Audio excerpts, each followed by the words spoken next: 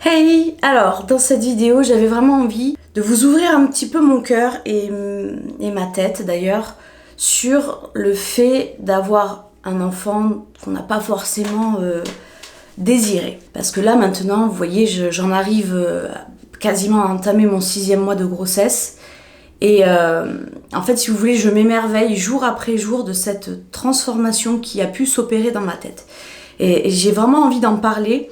Parce que c'est vrai que de prime abord, quand ce genre de choses peut nous arriver, on peut avoir directement un réflexe qui est celui de se dire ah ben non, c'était pas désiré, et tout de suite, presque instantanément, on pense à l'avortement. Je suis pas anti-avortement du tout. Voilà, pour être honnête, j'ai déjà pratiqué les IVG quand j'étais beaucoup plus jeune. Voilà, j'avais une très mauvaise maîtrise, on va dire, de la contraception. Je la comprenais assez mal. Je négligeais aussi pas mal de fois la prise de pilules, par exemple.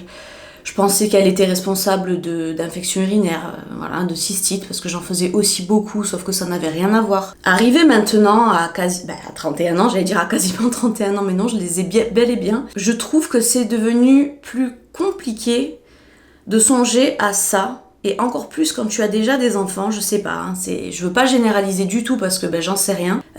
Mais en tout cas pour ma part, je sais que plus jeune, c'était un peu une banalité, une petite solution de facilité. C'est un peu ça d'ailleurs que je reproche, on va dire, à l'IVG.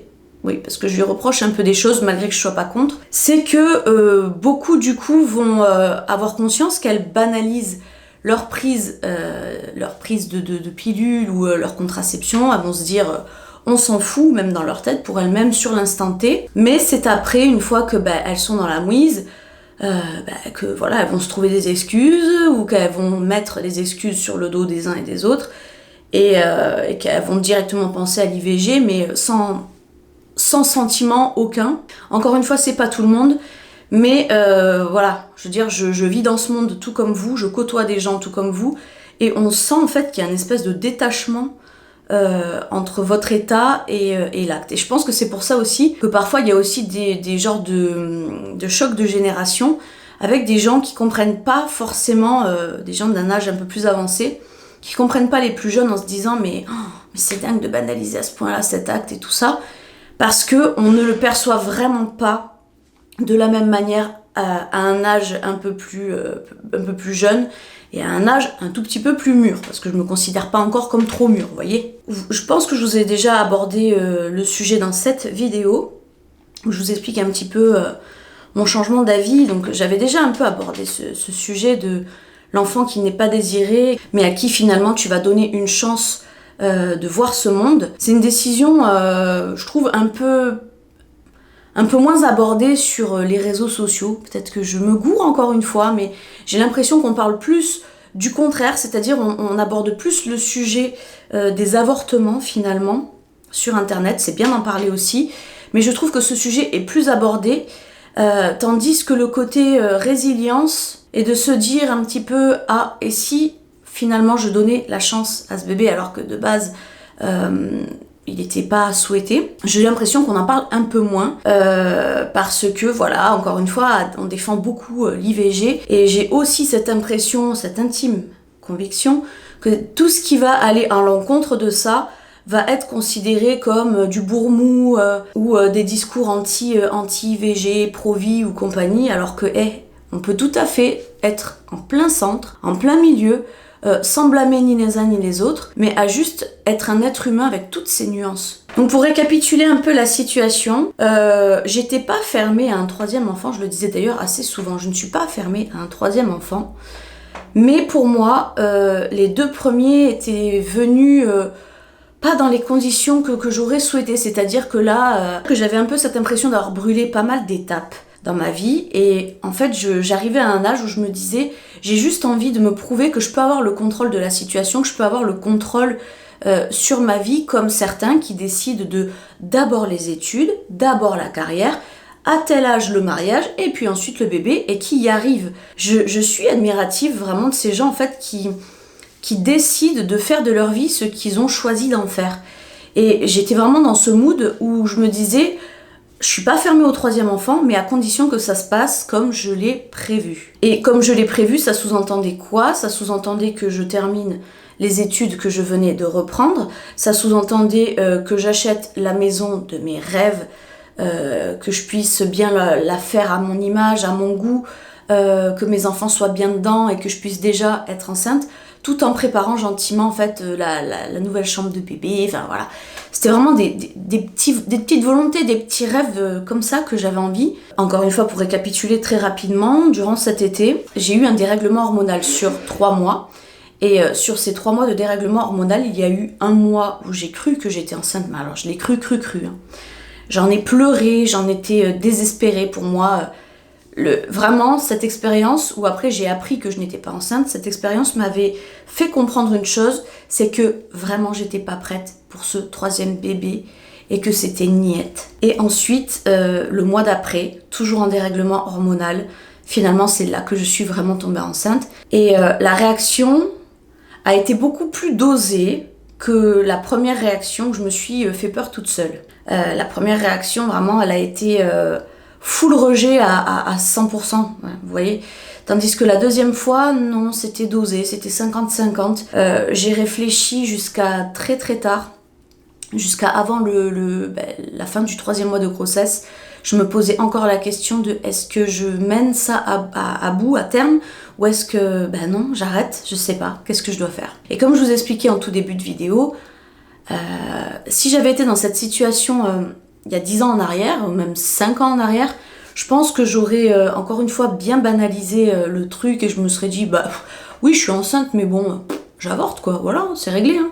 Là, c'est plus compliqué en fait, parce que, je sais pas, dans ma tête, il y avait comme cette espèce de petite voix qui me disait, t'as le droit de le faire, tu peux le faire, mais si tu le fais, tu prends le risque en fait de le regretter toute ta vie et d'y penser toute ta vie. Et moi, s'il y a bien une chose qui m'angoisse dans ma vie, c'est de vivre avec des regrets et de devoir se les traîner. Parce que je suis assez sensible aux mauvaises décisions, aux mauvais choix de vie et aux regrets du coup. J'y suis vraiment très très sensible. Donc c'est pour ça qu'en essayant de peser le pour et le contre, je me suis dit qu'est-ce que tu préférerais au final avoir ça qui te tombe dessus, mais prendre quand même... le risque, entre parenthèses, d'être quand même heureuse, parce qu'un enfant te rendra toujours quand même heureux. Ça va toujours t'apporter un bonus, je pense. Et est-ce que tu prendrais pas ce risque en laissant voir ce que l'univers te réserve, sachant qu'en plus de base, j'étais pas vraiment opposée, donc c'était juste une histoire de psychorigide, vous voyez, qui veut vraiment faire les choses dans l'ordre, au moins une fois dans sa vie sur ça. Ou est-ce que tu veux te débarrasser du problème rapidement en prenant le risque de le ruminer, d'en vouloir à ton mec de pas t'avoir empêché de le faire, de pas t'être raisonné par toi-même, d'avoir rejeté ça alors qu'une partie de ton instinct maternel te disait quand même prends le risque, essaye. Vraiment j'étais partagée. Donc j'ai décidé de choisir vraiment la solution qui pour moi était le moindre mal, c'est-à-dire de le tenter quand même, parce que pour moi tous les astres était quasiment alignée, même si j'avais pas réalisé tout ce que je voulais réaliser avant de l'avoir, ce 3e bébé. Je me suis dit si ça ne tient qu'à ça, si ma seule raison de pas vouloir l'enfant finalement c'est juste de pas encore avoir accompli telle et telle chose, est-ce que ça vaut le coup quand même de le supprimer, lui qui n'a rien demandé? Et doucement je me suis convaincue que non. Donc vraiment j'ai été instinctive sur ça, je me suis beaucoup écoutée.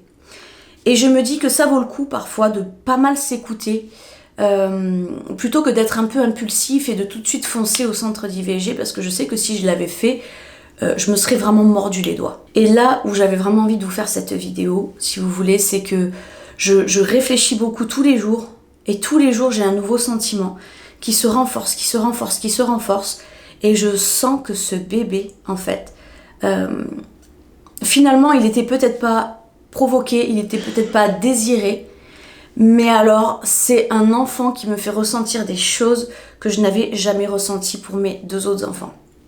Un exemple tout bête. Mes 2 autres enfants, je ne les ai pas aimés éperdument déjà quand ils étaient dans le ventre, ou dès la naissance, le coup de cœur au premier regard, tout ça. Moi, c'est venu au bout de 3 semaines, un mois, ça s'est installé tout doucement avec l'habitude, avec l'habitude, les habitudes qui se mettent en place. J'ai aimé mes bébés comme ça. Et là, pour cet enfant-là, qui est venu dans des conditions vraiment où le rejet de départ était vraiment très très fort dans ma tête, cet enfant, dites-vous bien que je l'aime déjà. Et ça me fait vraiment bizarre de me dire que j'aime un enfant que je n'ai jamais rencontré, que je ne connais pas, et qui est encore dans mon ventre parce que ça n'est jamais arrivé, encore une fois, c'est tout nouveau ça pour moi. Et en fait, j'apprécie vraiment la maternité, peut-être à partir de 30 ans, encore une fois dans mon cas. Parce que pour toutes les grossesses antérieures, c'était quand même assez différent. C'est comme si je prenais pas vraiment conscience de mon état. Et là, j'ai vraiment fait un travail sur moi-même durant cette grossesse-là pour vraiment essayer de tisser un lien avec ce bébé. Du fait justement que j'étais vraiment très tiraillée dès le départ à me dire « mais j'en fais quoi ? J'en fais quoi ?»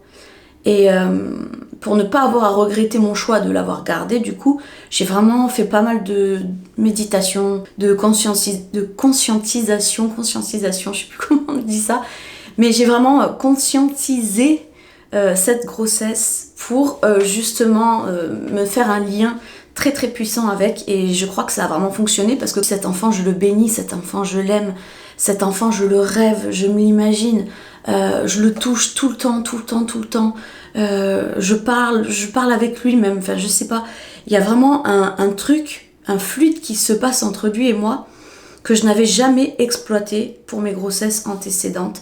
Et à l'heure qu'il est aujourd'hui, moi qui avais très peur du futur, de l'après avec les 3 enfants, c'est hallucinant de voir à quel point aujourd'hui toutes mes peurs se sont dissipées. Je n'ai absolument plus peur. Au contraire, je ne vois que des solutions partout. Au début, par exemple, un truc tout bête, j'avais peur, je me disais oh là là, un 3e bébé, mais ça va nous chambouler toute notre organisation à 4, ça va nous chambouler tout notre quotidien, comme si en fait c'était à nous de nous adapter obligatoirement au bébé, vous voyez. Et là maintenant, je le vois d'un tout autre angle, je me dis, en fait, on a déjà notre organisation qui roule bien, et de voir les choses comme ça, de pas se dire ça va être à nous de nous plier à bébé, mais plutôt de nous, on est solide, on est en place, on sait déjà ce qu'on fait, on accueille juste quelqu'un dans ce qu'on a déjà bâti, ça change vraiment considérablement la vision des choses. Et là, je me suis sentie vraiment très très sûre de moi en pensant comme ça, parce que franchement, finalement, quand tu sais que tu vas avoir un enfant, honnêtement, entre nous, on sait qu'on a tendance à se dire il va falloir s'adapter au bébé. Mais s'adapter au bébé, ça veut pas dire renoncer à tout ce que tu as déjà bâti, tout ce que tu as déjà organisé. Et en fait, on se laisse souvent, et je l'ai expérimenté avec ma fille, ne serait-ce que elle, je l'ai déjà expérimenté. Quand on a vraiment cette sensation de devoir s'adapter, en fait, on met tout en stand-by pendant un moment et on s'angoisse, et on réfléchit, et on se sent perdu. Et on peut même s'accentuer les baby blues en étant là et en réalisant, en se disant punaise, mais c'est pour toute la vie, mon Dieu, qu'est-ce que je viens de faire, qu'est-ce que j'ai, je reconnais plus ma vie, je reconnais plus rien. Et tu te laisses dépasser en fait par le fait que voilà, là il y a un arrêt sur image qui fait que tu réalises ta nouvelle situation. Ça c'est non en fait, c'est venu naturellement à moi, je me suis dit non, ça va pas se passer comme ça parce que on est en place, on a déjà un rythme, une cadence, on va juste ramener bébé là-dedans. Et on va lui apprendre à être comme nous, entre guillemets, tout en s'adaptant à ses besoins fondamentaux. Mais autrement dit, voilà, on va pas interdire aux enfants qui sont déjà présents, par exemple, d'être vivants, de jouer, de faire leurs activités, leurs trucs ordinaires, parce que maintenant il y a bébé et qu'il faut faire attention à tout. C'est pas du tout mon mood. Donc ça, c'est déjà une pensée qui m'a beaucoup aidée à accepter cette situation. Mais là où cet enfant, en fait, je l'aime tellement déjà, c'est qu'au tout départ, finalement, je le prenais pour responsable de la mise en pause, de l'arrêt de mes projets, de nos projets. Et je me disais, voilà, à cause de lui, en quelque sorte, tout ça va être encore repoussé. Encore une fois, j'ai pas le contrôle sur mon avenir, mon futur. Et je pensais que tout ça pouvait être à cause de lui. Vous n'imaginez même pas à quel point cet enfant, finalement, il a décoincé la situation. En fait, il suffisait de faire confiance. Il suffisait vraiment de faire confiance à l'univers. Je me suis dit, s'il m'a été envoyé, il doit y avoir une raison quelque part que j'ignore. J'ai accepté le cadeau qu'on m'a envoyé de quelque part. Et je vous jure que là, ma vie, je peux pas forcément vous en parler parce que c'est encore très, privé, c'est encore très expérimental, enfin on n'est pas encore sûr de tous nos actes, mais il nous a débloqué 10 ans d'existence de projets qu'on souhaitait faire, il nous a débloqué ça en l'espace de quelques semaines, alors que si je ne l'avais pas eu, je suis certaine que j'en serais toujours au même stade, parce que la venue de ce troisième enfant finalement a réveillé cet instinct en moi, où je me suis vraiment mise comme ça en gyrophare en me disant solution s'il te plaît, solution, solution. Et en fait, j'ai arrêté de chercher mes solutions vraiment sur le bout de mon nez. J'ai vraiment projeté les projets beaucoup plus loin que ça. Et c'est ça qui a fonctionné. Cet enfant m'a donné une vision, une clairvoyance sur notre avenir où vraiment j'ai compris beaucoup de choses. Et grâce à cet enfant-là, on va avoir une vie qui va changer dans le très bon sens du terme, très prochainement. Et je suis hallucinée de voir à quel point en fait il était la réponse à tous nos problèmes. Je vous le garantis. Mais je vous jure. Mais ça, encore une fois, comment veux-tu l'imaginer? Comment veux-tu le savoir si tu ne tentes pas, si tu ne l'expérimentes pas? Je suis juste abasourdie de ce que cet enfant, de l'impact que cet enfant en fait a eu dans nos vies, alors qu'il n'est même pas encore présent. Et je sais que je lui dois tout ça. Et en fait, c'est aussi pour cette raison-là que le lien est devenu super fort. C'est parce que je sais qu'il vient avec un but de bienveillance justement dans nos vies. Avant de l'avoir, j'étais un peu désespérée niveau projet, parce que je voyais qu'il y avait beaucoup de choses qui stagnaient, qui s'avortaient, qui stagnaient, qui s'avortaient. Et les années passées en attendant, vous voyez, les enfants grandissent, toi tu vieillis, tu te rends compte que t'as pas encore accompli ce que tu voulais accomplir et qu'à côté de toi, il y a des gens du même âge, voire plus jeunes encore, qui réussissent à mieux s'organiser et à mieux réussir dans les domaines auxquels toi aussi tu aimerais réussir. Donc voilà, j'étais déjà un peu frustrée avant bébé parce que j'étais vraiment obstinée dans mes idées et vraiment son arrivée me faisait penser que c'était encore plus foutu. Et clairement non, des fois j'essaye de me réconforter, j'essaie de me dire l'univers vraiment a entendu mon désespoir sur ces situations, sur ces sujets. Mais l'univers voyait que je n'étais pas capable de trouver ma solution par moi-même, donc il m'a envoyé une solution quoi. Il m'a envoyé une solution qui pour moi n'apparaissait pas comme étant une solution, et en vérité c'en est une parce que je reçois vraiment beaucoup d'énergie, beaucoup de messages de la part de cet enfant. Et pour moi, il est extrêmement précieux. Les autres le sont aussi, bien sûr. Ils me font évoluer, ils me font grandir à ma manière, ils me font changer à leur manière, ils m'apprennent tous quelque chose. Mais ce bébé qui de base vraiment n'était pas prévu et était censé disparaître, on va dire, a été une révolution positive dans notre vie. Puis alors oui, rapidement pour finir, un petit mot du coup sur le fait de vous dire qu'à 30 ans, on n'est pas la même mère peut-être qu'on l'est à 20 ans.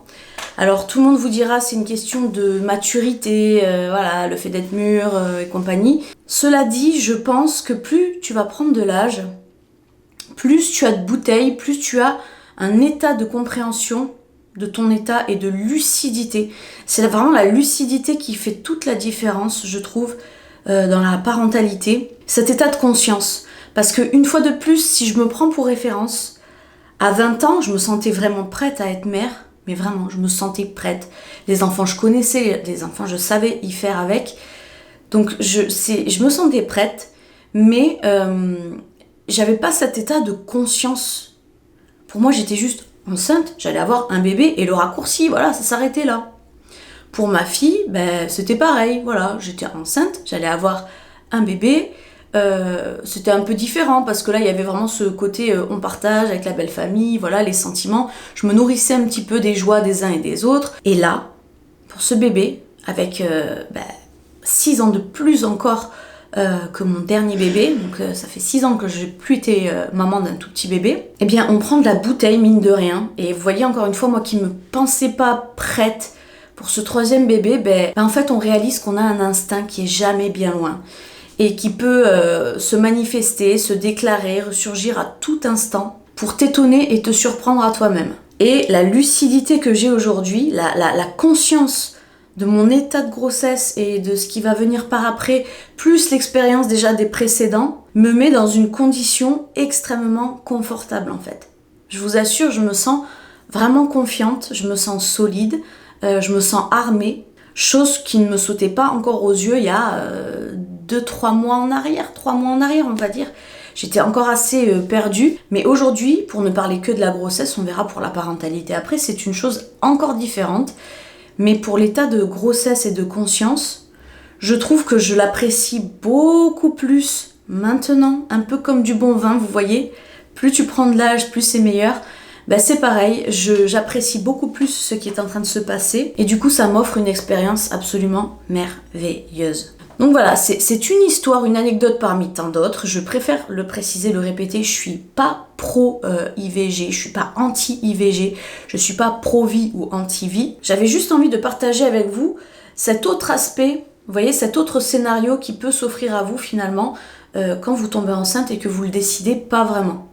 C'est soit vous avortez, on n'en parle plus, vous n'avez pas de regrets et c'est réglé, soit vous réfléchissez, vous prenez tout le temps qu'il vous faut pour réfléchir, et là, vous pouvez être agréablement surpris, bien plus encore que ce que vous pouvez vous y attendre. Donc voilà, j'ai préféré vous l'expliquer parce que je pense qu'il ne faudrait pas non plus passer à côté d'une belle histoire et pas toujours mettre dans la tête des jeunes filles que t'as un problème, tac, solution. Mais vraiment du tac au tac. Je pense qu'il faut en parler de l'IVG, je pense qu'il faut évidemment le proposer et montrer que ça existe et que ça peut être une solution pour toi en fonction de tes ressentis, de ta situation ou quoi que ce soit. Mais je pense qu'il faut aussi être capable d'expliquer qu'à côté de ça, tu peux recevoir une sacrée claque qui peut vraiment en fait bouleverser ta vie dans le très bon sens. Donc voilà, c'est uniquement pour apporter ma pierre à l'édifice que je vous raconte ça et pour vous faire voir aussi parfois le bon côté des choses. Merci de m'avoir écouté, j'espère que ça vous aura intéressé. N'hésitez pas d'ailleurs à partager un petit peu vos expériences en barre de commentaires, pardon, pas de description. Et on se dit à très bientôt dans une prochaine vidéo.